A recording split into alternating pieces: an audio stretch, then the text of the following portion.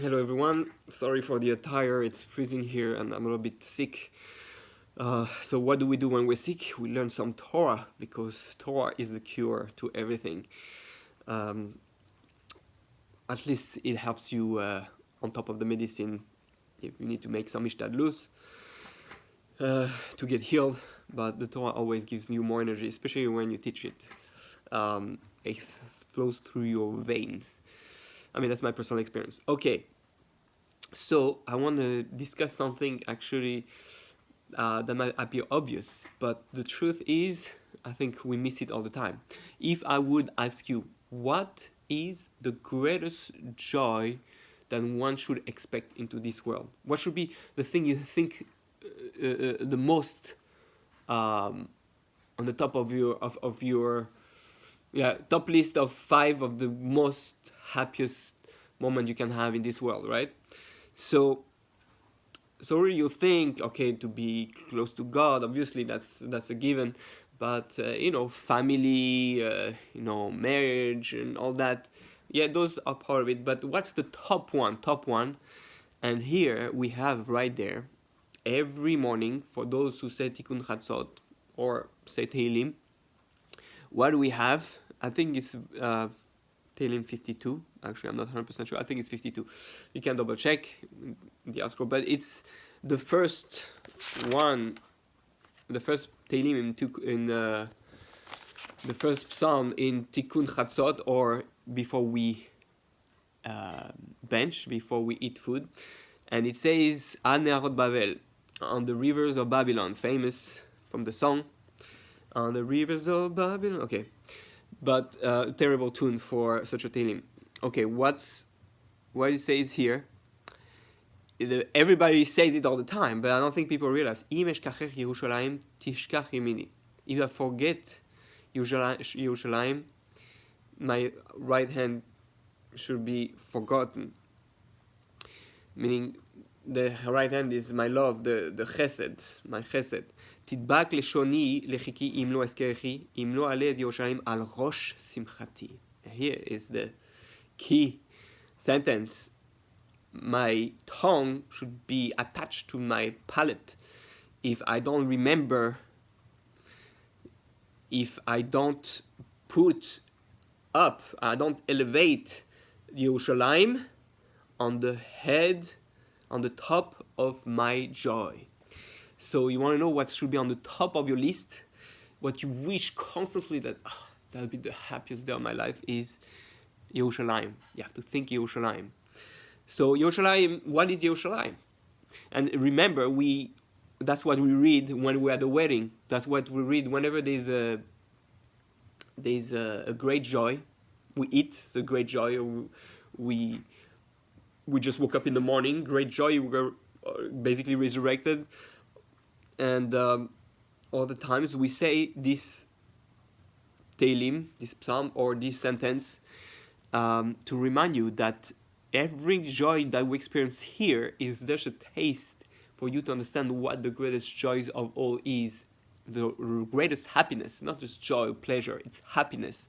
Everybody wants to be happy. You want to know how to be happy? You have to be dreaming of Jerusalem. So what's Jerusalem is 2 things. Well, there's many things, but I want to focus on 2 things. One, Yerushalem. Yerushalem is the one who fear, not the one who fear, the one who are in awe with a complete awe. It's a complete awe, a perfect awe. When you understand that God fills the world and you're overwhelmed by God's presence, by God's love, by God's involvement with the world, by God's kingdom. The only place really to connect to it fully is in Jerusalem, obviously.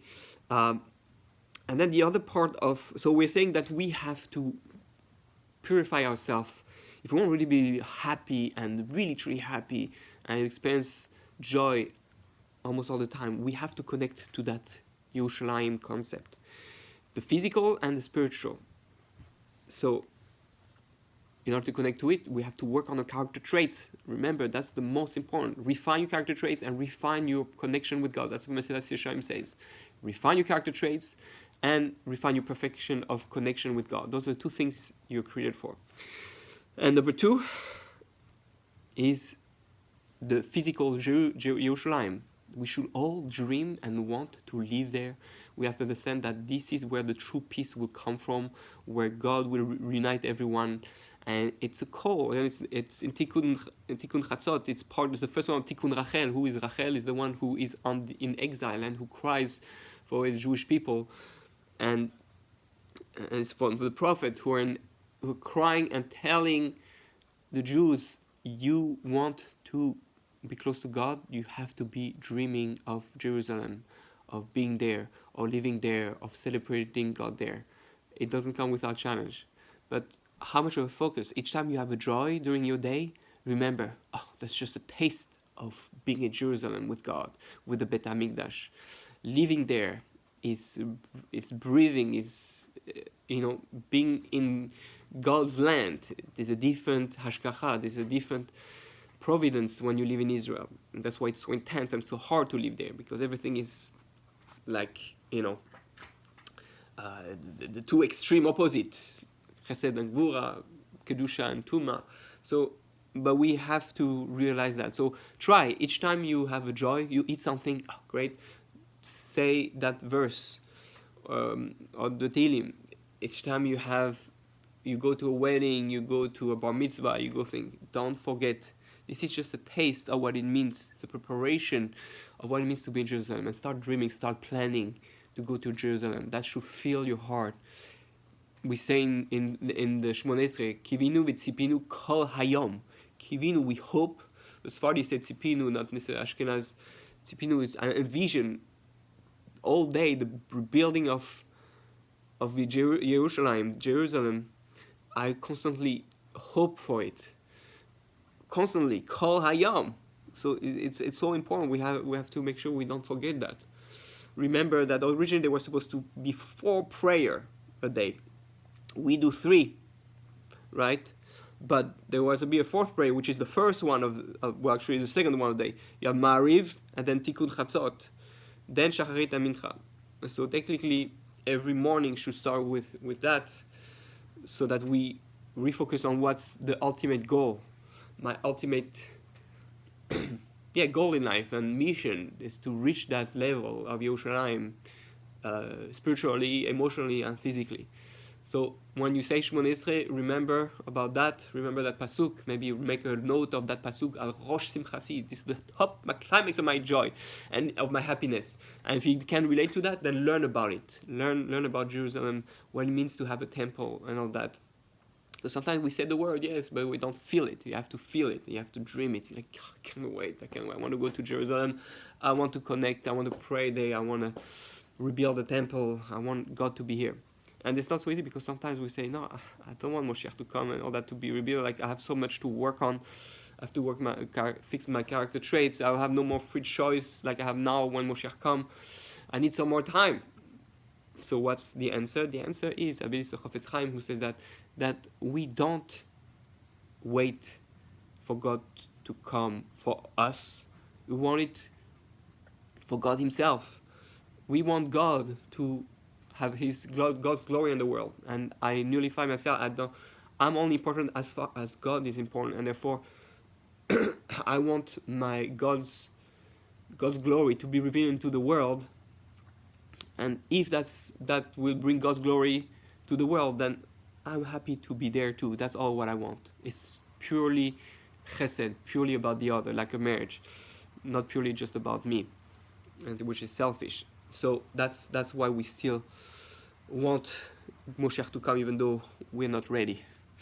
But the more this is your head joy, the more you'll be ready. The more when things are going to happen, you'll be so excited. So B'ezras Hashem, may Yerushalayim be on the top of our happiness. I encourage everyone to learn more what Yerushalayim is. Take that verse in pasuk in Tehillim, that psalm, and study it, to see what it means, so that you can connect to it and be dreaming about Yerushalayim. morning, and I mean every day, like it says in Shmonesre. All right, I'll have an amazing week.